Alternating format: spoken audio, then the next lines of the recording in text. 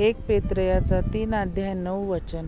कारण आशीर्वाद हे वतन मिळवण्यासाठी तुम्हाला पाचारण करण्यात आले आहे. यस, आमेन. जय ख्रिस्त सर्वांना. कशी आहे माझी यूट्यूब फॅमिली? मी आशा करते तुम्ही सर्वजण सुरक्षित आणि आशीर्वादित असाल येशू मसीहाच्या सामर्थ्य नावामध्ये. तर आजच्या या सुंदरशा दिवसासाठी परमेश्वराने आपल्याला किती अद्भुत वचन दिलेलं आहे माझ्या प्रियांनो, की परमेश्वराचं वचन काय सांगत आहे की आशीर्वाद हे वतन मिळवण्यासाठी परमेश्वराने आपल्याला काय पाचारण केलेलं आहे. यस, कारण परमेश्वराने आपल्याला स्वतःच्या हाताने बनवलेलं आहे. मनुष्याची निर्मिती हे परमेश्वराने स्वतःच्या हाताने केलेली आहे. म्हणूनच परमेश्वराची अशी इच्छा आहे की मनुष्य हा सदैव आशीर्वादितच असला पाहिजे. कारण जेव्हा हवा आणि आदामामुळे या जगामध्ये पापाची सुरुवात झाली प्रियांनो, पण तरीही परमेश्वर आपल्याला कधीही मनुष्याला परमेश्वर शाप देऊ इच्छित नाही. परमेश्वर सदैव आपल्याला आशीर्वादच देऊ पाहत आहे. पण मनुष्याचं असं आहे की आपल्या चुकामुळे या जगिक जीवनात भरकटून परमेश्वराच्या आशीर्वादापासून दूर जातो. हो प्रियांनो, आणि म्हणूनच परमेश्वर आपल्याला काय सांगत आहे की आशीर्वाद हे वतन मिळवण्यासाठी मी तुम्हाला पाचारण केलेले आहे, तुम्हाला बोलवण्यात आलेलं आहे. हो, कारण परमेश्वर महान आहे आणि तो आपल्यावरती खूप प्रीती करतो प्रियांनो. म्हणून आपल्याला नेहमी परमेश्वराच्या भयामध्ये, सानिध्यामध्ये राहणं आणि परमेश्वराच्या आपल्याला जास्तीत जास्त जवळ राहणं खूप महत्त्वाचं आहे. आणि आपण जेव्हा असं करू तर परमेश्वर काय म्हणत आहे की परमेश्वर नेहमी आपल्याला आशीर्वादच देऊ पाहत आहे आणि देणारा आहे. आपल्याला प्रत्येक अडचणीतनं परमेश्वरच बाहेर काढणार आहे. त्यामुळे तो आपल्याला बोलावत आहे आणि आशीर्वाद घेण्यासाठीच आपल्याला परमेश्वर आपल्या जवळ बोलवत आहे. तर त्यामुळे आपण काय केलं पाहिजे की परमेश्वराच्या सान्निध्यात राहण्याचा पुरेपूर प्रयत्न केला पाहिजे प्रियांनो.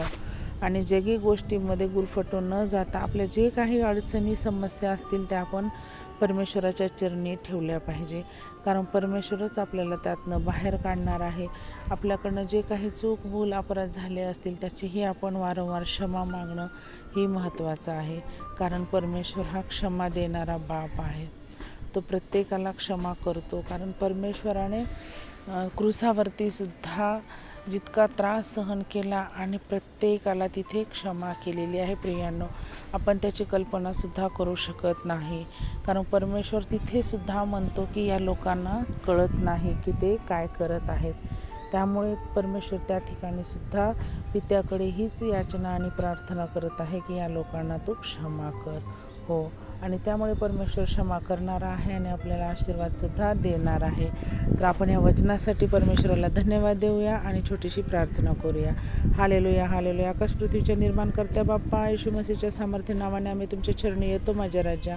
ह्या अद्भुत वचनासाठी तुला कोटी कोटी धन्यवाद देते माझ्या राजा. हो परमेश्वरा, तो आशीर्वाद देणारा बाप आहेस आणि त्याच्यासाठीच तो आम्हाला जवळ बोलवलेला आहेस माझ्या राजा.